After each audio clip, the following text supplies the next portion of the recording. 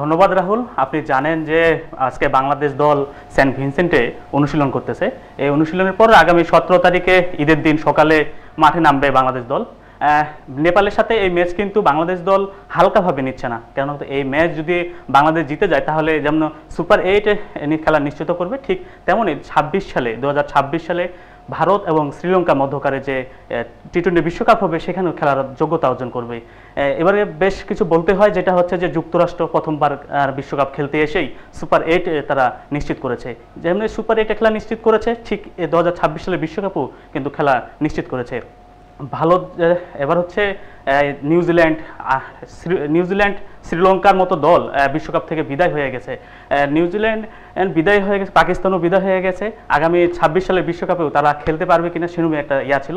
সেক্ষেত্রে আইসিসি এর একটা নিয়ম করা আছে, যাতে 26 সালের বিশ্বকাপে যারা খেলবে তার মধ্যে হচ্ছে এই বিশ্বকাপে সুপার 8 যারা খেলতেছে সেই 8 জনের পাশাপাশি যারা র্যাঙ্কিংয়ে শীর্ষ স্থানে থাকবে তার মধ্যে 2 জন দল 26 সালে খেলতে পারবে। সেক্ষেত্রে বলা যায় যে পাকিস্তান, নিউজিল্যান্ড ইংল্যান্ড, আজকে ইংল্যান্ড নামিবিয়ার মধ্যে করে যে ম্যাচ রয়েছে, এই ম্যাচ যদি পরিত্যক্ত হয়ে যায় তাহলে কিন্তু ইংল্যান্ড সুপার 8 যেতে পারবে না। সেক্ষেত্রে বিশ্বকাপেও 26 সালে যে বিশ্বকাপ রয়েছে সেই বিশ্বকাপও খেলতে গেলে ইংল্যান্ডে শীর্ষ র্যাঙ্কিং আছে, সেই র্যাঙ্কিংয়ের একটা কাজে আসবে। রাহুল।